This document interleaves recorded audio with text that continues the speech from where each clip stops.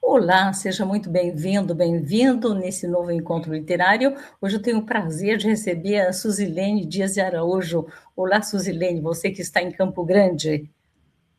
Olá, Mazé. Boa tarde aqui para Campo Grande, né? E boa noite aí para você. Pois é, uma boa noite que ainda está dia, né? Porque até agora, por enquanto, são o quê? Aqui 20 e 10 ainda é dia, né? Mas o calor está demais hoje. Pois é, Suzilene, eu queria começar, como eu começo em geral, apresentando o convidado, né? Você é doutora em letras pela Universidade Estadual de Londrina, é professora da Universidade Estadual do Mato Grosso do Sul, a UEMS, crítica literária e pesquisadora da obra do poeta Lobivar Matos há 25 anos. Nascida em Corumbá, a mesma cidade do poeta, né? Seu mestrado e doutorado foram dedicados ao poeta. Você publicou recentemente Lobivar Matos, Obras Reunidas. Opa, tá vendo aqui? Ok. A gente vai falar sobre ela, com toda a produção, né, conhecida do autor, inclusive textos inéditos encontrados nas tuas pesquisas, né? Para quem não conhece, e você desenterrou o Lobivar, Matos, nascido em Corumbá, como eu disse, cidade pantaneira, na fronteira com a Bolívia. Na época, em 1915, era o estado do Mato Grosso. Ele viveu até somente 47, isso quer dizer 32 anos, né? Uhum. Poeta e jornalista, é considerado um dos precursores do modernismo na região centro-oeste do Brasil. Ele foi estudar no Rio de Janeiro, na antiga Faculdade Nacional de Direito, na década de 1930, quando publicou os dois livros importantes dele, né, de poesia, mais importantes, Erototari, 1935, e Sarubá, 36. Para começar, diga para a gente, né, o que esses nomes querem dizer, porque eles são importantes, e por isso ele deu o título a esses dois livros, né? Bom, eu quero agradecer, né, ao convite para participar aqui dessa live, com a oportunidade de falar um pouco sobre o Lobivar. Eu costumo dizer para os meus alunos, para os meus leitores, interlocutores, que é o meu poeta favorito, né?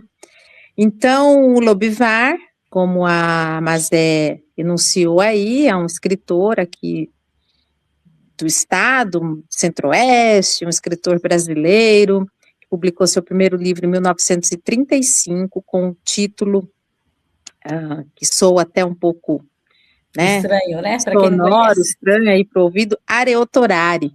É uma palavra de origem indígena.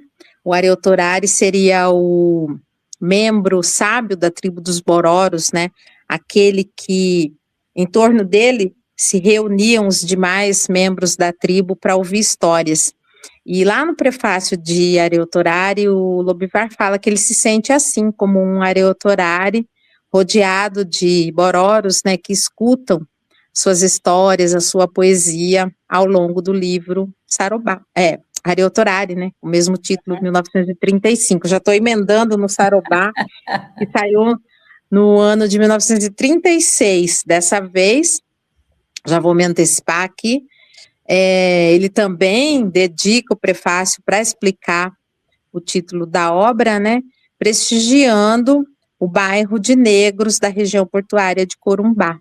Então, é nesse livro que ele, né, dá voz ao Negrinho Lambido, a Mulata Isaura e a tantos outros elementos desse espaço que, né, existia em Corumbá lá na década de 1930, quando ele por ali passou. Uhum. E por que ler, né? Primeiro, quando foi que você descobriu o poeta e por que falar dele, por que lê-lo hoje, né? Espera, eu vou pegar uma coisa aqui, vamos ver se está acessível aqui. É que eu tenho os originais dos livros, vou mostrar para você ainda aqui pela tela, mas eu vou te mostrar para quem estiver acompanhando os originais que eu tenho de Areotorari e de Sarobá. Será que nós estamos aqui comigo esses livros hoje? Bom, eu sou pesquisadora dessa obra porque na minha época de graduação, minha turma de formatura buscava um nome para minha turma de formatura, e o nome escolhido foi o nome de Lobivar Matos. E aí eu me interessei pela obra do escritor, é o nome da Biblioteca Municipal de Corumbá. Tá aqui. E eu, quando fui para o mestrado, conversando com a professora que depois veio a ser minha orientadora, a professora Alda Maria Quadros do Couto, eu falei do Lobivar para ela, levei os livros para ela conhecer e ela gostou muito. E falou, não, você pode estudar a obra desse escritor, ele merece ser lido. Ele foi lido lá na década de 1930, muito bem recebido pela crítica, porque há registros da obra dele em periódicos muito importantes que circularam na época, como o Boletim do Ariel, a revista Fonfon. E lá na década de 1970, mais ou menos, quando o estado de Mato Grosso, Grande Mato Grosso, é dividido, né, o José Otávio Guizzo, que foi um importante nome para a cena cultural do estado na época, publica uma revista durante um ano, chamada de Revista Grifo. E em uma das edições da Revista Grifo, o José Otávio Guizzo dedica várias páginas à vida e à obra do Lobivar. Então, assim, reunindo todo esse material, a gente percebe que, né, quando eu inicio o mestrado, ele cai no esquecimento novamente, justamente pela falta de circulação da obra. Afinal, os livros originais datavam de 35 e 36. Eu queria até encontrar o meu exemplar do Areutorari de 35 e o Tarobá de 36. Depois você pode mandar para a gente aqui e a gente lá. Mas então, foi por isso que você decidiu, então, publicar a obra completa? Sim, aí eu começo a estudar. Eu começo a estudar a obra, né, e aí eu começo a ser cobrada, mas você está falando desse escritor e cadê os livros dele?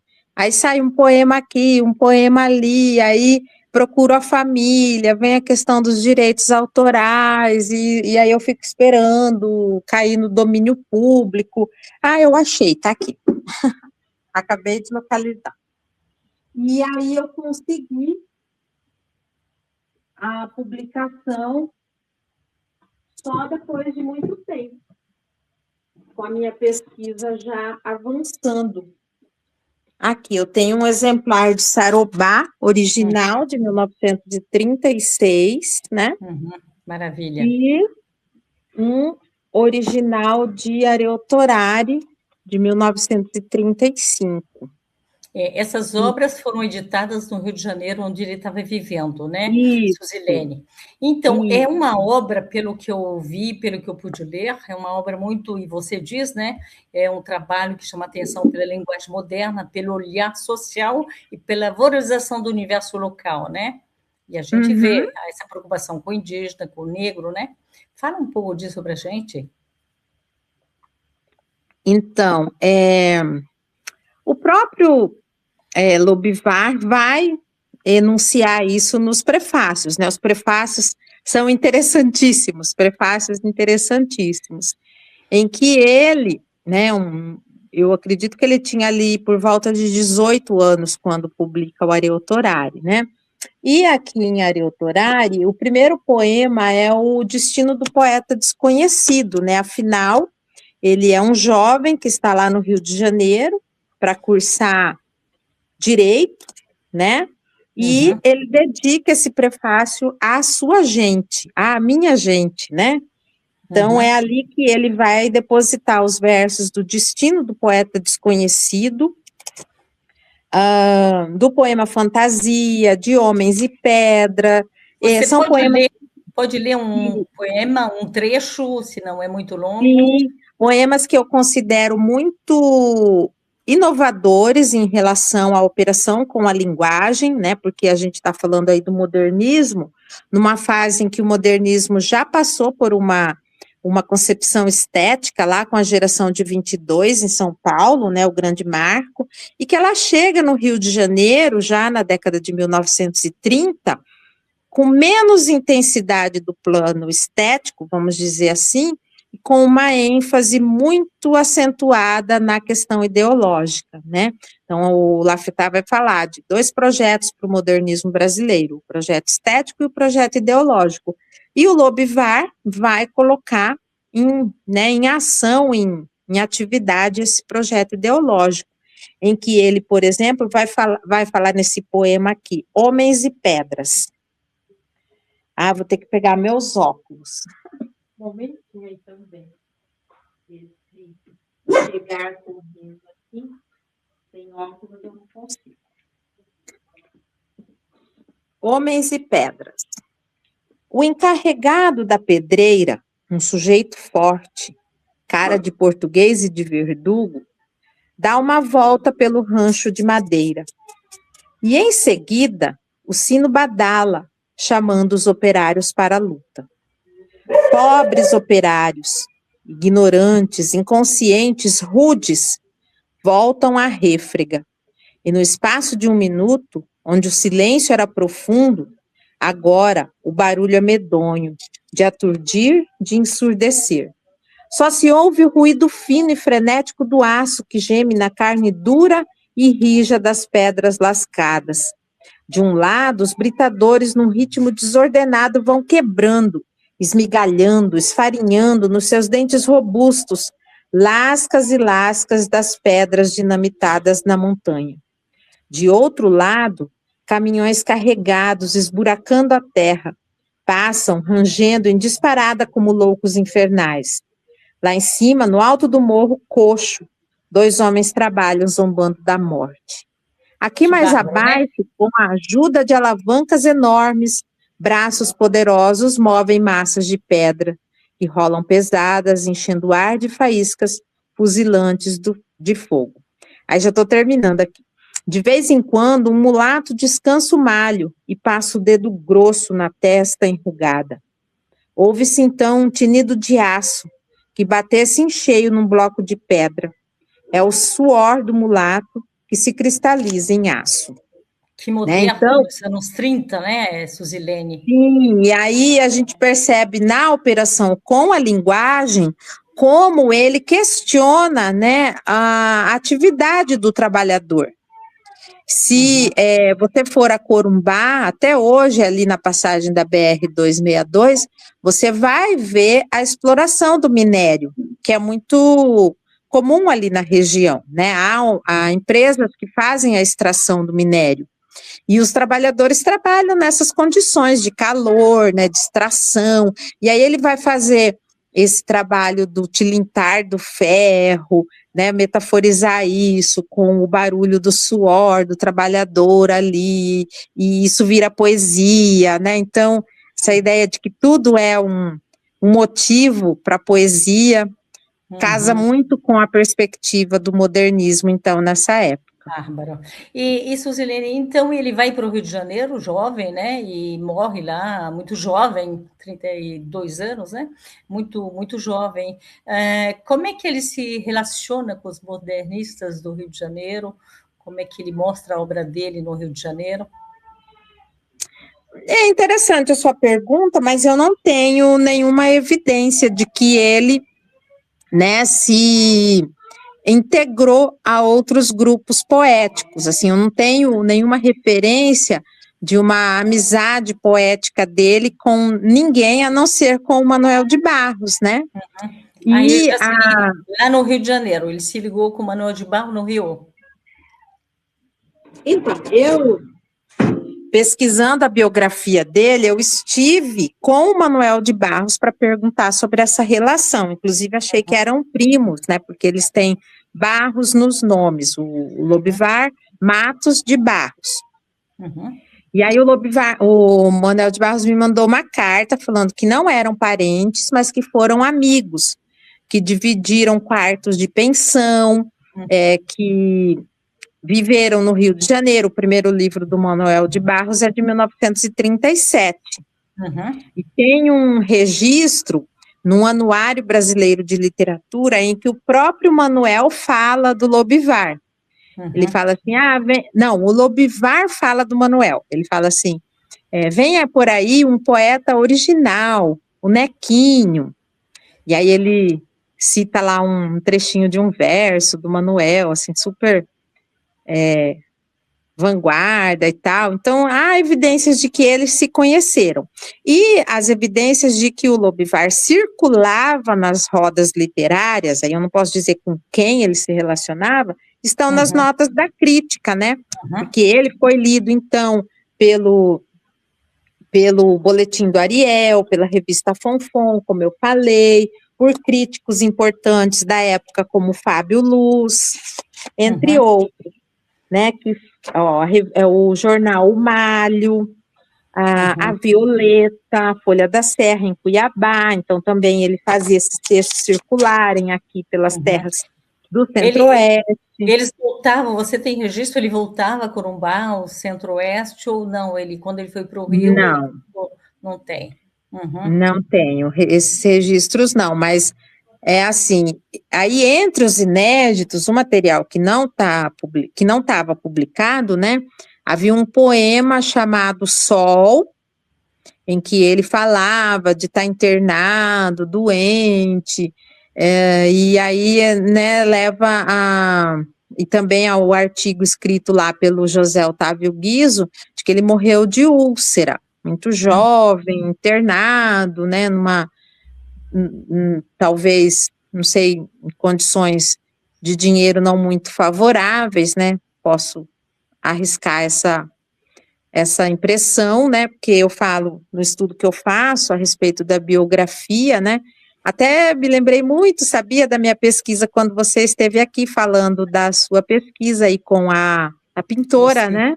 A Lucy, Então, né, perseguir os passos de quem não caminha mais, né, o que a gente faz, assim, juntar um caquinho da memória aqui, outro ali, a gente vai construindo essa persona biográfica. Então, eu faço isso no livro, que é o resultado da minha tese. O livro se chama Lobivar Matos, A Vida e a Obra do Modernista Desconhecido. É um livro anterior a esse aqui que eu deixei com você. Nesse aqui, eu só faço a organização do volume, né, que reúne toda a obra dele, e a cada obra há uma abertura crítica, né, então um prefácio escrito pelo Dangley, em Sarobá, prefácio Areotorari, da Maria Adélia Menegaso, prefácio dos contos, deixei com a Marcele Saboia. E a última parte, que é composta por esparsos, textos que saíram no jornal, fotografia, eu fiz um prefácio coletivo, né? Peguei, assim, impressões de várias pessoas que eu considerava bons leitores lobivarianos, né? E reuni ali num prefácio coletivo. Maravilha. Então, qual é a tua... então, o livro saiu, é recente? A perspectiva de ele circular no Mato Grosso do Sul, mais Rio de Janeiro, Brasil, como é que são as tuas perspectivas? Então, tem uma possibilidade aí que eu preciso combinar direito com o Walter, que é o editor da editora Life, de fazer a segunda edição, né, já reconhecendo algumas imperfeiçõezinhas que saíram aí na impressão, fazer uma reimpressão dessa primeira edição e fazer um lançamento no Rio, assim, uma intenção. Eu preciso, aí na minha rotina como professora e entre as coisas que eu faço, encontrar esse momento, mas não tá longe das intenções, não. Maravilha. E assim, uma coisa que chama atenção também é o fato de eu chamar de obra reunida, eu não chamei de obra completa, porque eu acredito que ainda tem coisa aí que precisa ser chamada aí para compor, né, o que eu tenho aqui hoje. Documentos que você ainda não tem, é isso? Documentos que você não livro, tem a possibilidade de um livro que está em posse de uma neta dele, que eu descobri e tal, mas ela não foi acessível para compor aí a fixação da obra completa. Ainda, né, mas talvez ela, né, se abra a essa perspectiva da gente fazer o poeta se tornar cada vez mais lido, mais lido. Merece, porque realmente é muito interessante o trabalho dele. E se a gente acabasse, terminasse, estamos 19, quase 20 minutos, com outro poeta, para dizer Um outro sim. poeta, uma outra poesia, me desculpa. Vamos ver aqui, vou escolher uma que eu possa... Deixa eu ver aqui.